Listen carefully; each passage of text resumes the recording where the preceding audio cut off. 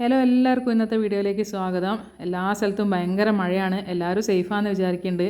അപ്പോൾ ഇന്നത്തെ വീഡിയോ എന്താണെന്ന് വെച്ചാൽ ക്രോസ് കോഴികളെ പറ്റിയാട്ടോ. ക്രോസ് കോഴിനെ എങ്ങനെ തിരിച്ചറിയാമെന്നുള്ളതാണ്.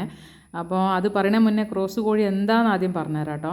അപ്പോൾ നമ്മളിപ്പോൾ നാടൻ കോഴികളെ വളർത്തുന്നുണ്ട്, അതിൻ്റെ കൂടെ തന്നെ ഫയോമി വളർത്തുന്നുണ്ട്, സോനാലി വളർത്തുന്നുണ്ട്, ഗ്രാമശ്രീ ഉണ്ട്. അപ്പോൾ ഇതിൽ ഏതെങ്കിലും 2-3 ഇനങ്ങൾ വളർത്തുന്ന ഒരാളാണെങ്കിൽ നമ്മൾ ഒരുമിച്ച് തുറന്ന് വിടുമ്പോൾ ചിലപ്പോൾ ഈ നാടൻ പൂവൻ ഫയോമിയായിട്ട് ക്രോസ് ആവും.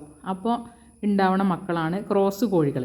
അത് നാടൻ്റെയും ഫയോമിൻ്റെയും സ്വഭാവം എന്തായാലും ആ വിരിഞ്ഞിറങ്ങണ കുട്ടിക്ക് ഉണ്ടാവും.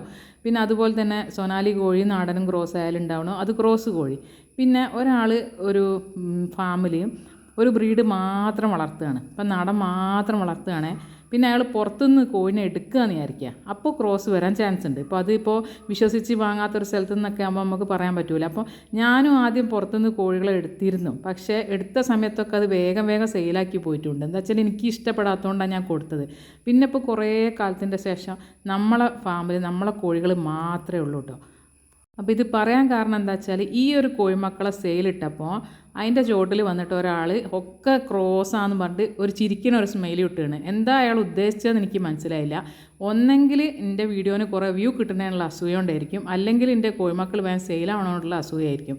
ഇതിലെന്തോ ആണ്. അല്ലാതെ ഇവിടെ ഇപ്പോൾ ക്രോസ് കോഴി വരുന്ന എന്ത് അടിസ്ഥാനത്തിലാണ് ഇയാൾ പറഞ്ഞതെന്ന് എനിക്ക് മനസ്സിലാവണില്ല. എന്താ വെച്ചാൽ ഇവിടെ വേറൊരു ബ്രീഡില്ല. ഞാൻ പുറത്തുനിന്ന് എടുത്ത കോഴികൾ ഇവിടെ ഇല്ല. എൻ്റെ സ്വന്തം കോഴികളാണ് ഇവിടെ ഉള്ളത്, അതായത് പ്യൂർ നാടൻ കോഴികളാണുള്ളത്. പിന്നെ നമ്മൾ തനിനാടൻ ഫാമിൽ നിന്ന് ചെറുതായപ്പോൾ ഡേവളുടെ അടുത്ത കുറച്ച് മക്കളുണ്ടേനി, ഓരിവിടെ വലുതായിട്ടുണ്ട്. അത് നാടനല്ല എന്ന് ആർക്കും പറയാനേ പറ്റൂല. അതിലുള്ള ചാരപ്പൂവനാണ് ഇവിടുത്തെ മെയിൻ പൂവൻ ഇപ്പോൾ. അപ്പോൾ ഇത് എന്ത് അടിസ്ഥാനത്തിലാണ് ഇയാളിത് ക്രോസാന്ന് പറഞ്ഞത് എനിക്ക് മനസ്സിലായില്ല. ഇവിടെ ക്രോസ് ആവണമെങ്കിൽ ഒന്നെങ്കിൽ വേറെ ബ്രീഡ് വേണോ, ഫയോമിയോ സോനാലി ഏതെങ്കിലും വേണോ. പിന്നെ നമുക്ക് ഉണ്ടായിരുന്നു ഗ്രാമശ്രീ കോഴികൾ ഉണ്ടായിരുന്നു. ഒരു മെച്ചറാവണേ മുന്നേ തന്നെ ഒരു ചത്തുപോയി.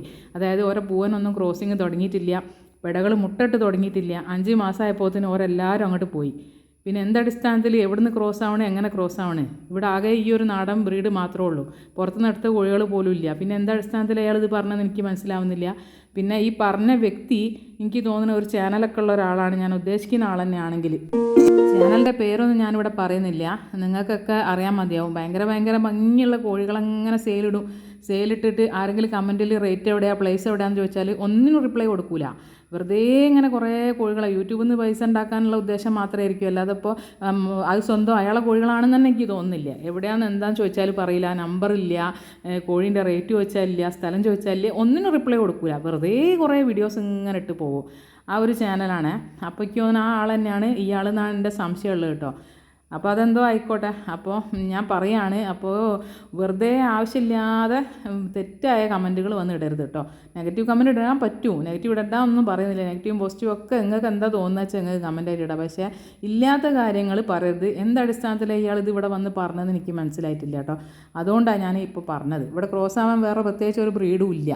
പിന്നെ തനി നാടൻ കോഴികളെ എങ്ങനെ തിരിച്ചറിയാന്ന് വെച്ചിട്ടുണ്ടെങ്കിൽ ഒരേ ശരീരഭംഗി കണ്ടാലേ അറിയാം. നല്ലൊരു ഷേപ്പുള്ള കോഴികളായിരിക്കും. ആ വാലും കാലും ഒക്കെ നോക്കിയാൽ അറിയാം. പൂവിൻ്റെ ഷേപ്പും പൂവിൻ്റെ വലിപ്പം ഒക്കെ നോക്കിയാൽ തന്നെ മനസ്സിലാവും. പിന്നെ തൂവലുകൾക്ക് പ്രത്യേകമായിട്ടുള്ളൊരു ഷൈനിങ് ആയിരിക്കും കേട്ടോ. അപ്പോൾ നമ്മൾ ഈ ക്രോസ് കോഴിനെ നോക്കിയിട്ടുണ്ടെങ്കിൽ അത് നമുക്ക് കണ്ടാൽ തന്നെ അറിയാം, ഒരു ഭയങ്കര ഒരു വലിപ്പമായിരിക്കും. പിന്നെ പൂവിനൊക്കെ നല്ല വലിപ്പം ഉണ്ടാവും. പിന്നെ കാലൊക്കെ ഭയങ്കര എന്താ പറയുക, ഒരു തടിച്ച കാലൊക്കെ ആയിരിക്കും. അപ്പോൾ നമുക്ക് വേഗം മനസ്സിലാവും ഓരെ കണ്ടിട്ടുണ്ടെങ്കിൽ. ഒരു ഭയങ്കര ഒരു സൈസുള്ള, പിന്നെ എന്ന് പറഞ്ഞാൽ ഈ ക്രോസ് കോഴിൻ്റെ മക്കളെയാണ് വേഗം തിരിച്ചറിയാൻ പറ്റുക. അതായത് ഈ 1 മാസമൊക്കെ ആകുമ്പോൾ 1 മാസമായ നാടൻ കുട്ടീനെയും 1 മാസമായ ക്രോസ് കോഴിൻ്റെ കുട്ടീനെയും നോക്കിയിട്ടുണ്ടെങ്കിൽ ഒറ്റ നോട്ടത്തിൽ മനസ്സിലാവും.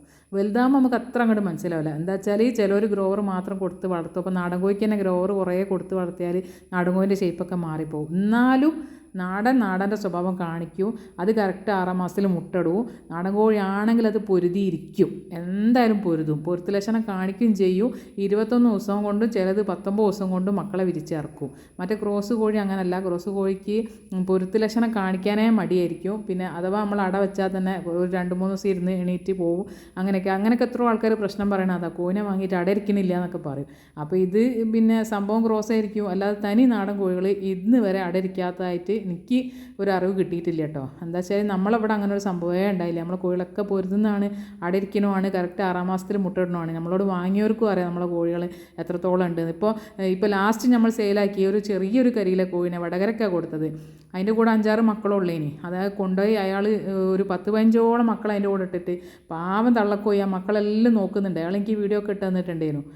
അപ്പോൾ നല്ല കോഴികളാണ് ഇവിടെ ഉള്ളത്. ഞാൻ ഇവിടുത്തെ മാത്രമല്ല, ഒരു തനി നാടൻ കോഴിൻ്റെ സ്വഭാവമാണ് പറയുന്നത്. നാടൻ കോഴിയാണെങ്കിൽ പൊരുതുകയും ചെയ്യും, അടയിരിക്കുകയും ചെയ്യും, കുഞ്ഞുങ്ങളെ നല്ല രീതിക്ക് നല്ല പോലെ നോക്കുകയും ചെയ്യും കേട്ടോ.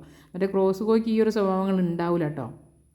പിന്നെ നല്ല കോഴി വേണമെങ്കിൽ പാരന്റ് സ്റ്റോക്ക് നന്നാവണം. നല്ല പ്യോർ ബ്രീഡിലെ തനി നാടൻ പൂവാനും നല്ല പെടയും ഉണ്ടാവുക. അതിൽ നിന്ന് മക്കളെ ഇറക്കിയിട്ട് നമ്മളെ ഫാമിലി നമ്മൾ തന്നെ കുറേ മക്കളെ ഇറക്കി വലുതാക്കുക, അല്ലാതെ പുറത്തുനിന്ന് എടുത്ത് ഇതാക്കല്ല. അപ്പോൾ എടുക്കുമ്പോൾ നല്ല പാരന്റ് സ്റ്റോക്ക് എടുക്കുക, പ്രത്യേകിച്ച് പൂവന്മാരെ എടുക്കുമ്പോൾ. ഇപ്പോൾ 500 റുപ്യക്കും 400 റുപ്യക്കും പൂവനെ കിട്ടാണ്ട് വാങ്ങി ആ പൂവന് എത്രത്തോളം നാടനാണെന്ന് ഉറപ്പിക്കാൻ പറ്റില്ല. അപ്പോൾ തനി നാടനാണെന്ന് ഉറപ്പുള്ള തനി നാടൻ കോഴി മാത്രം വളർത്തുന്ന ഫാമിൽ പോയിട്ട് നല്ല പൂവനെ വാങ്ങിക്കുക.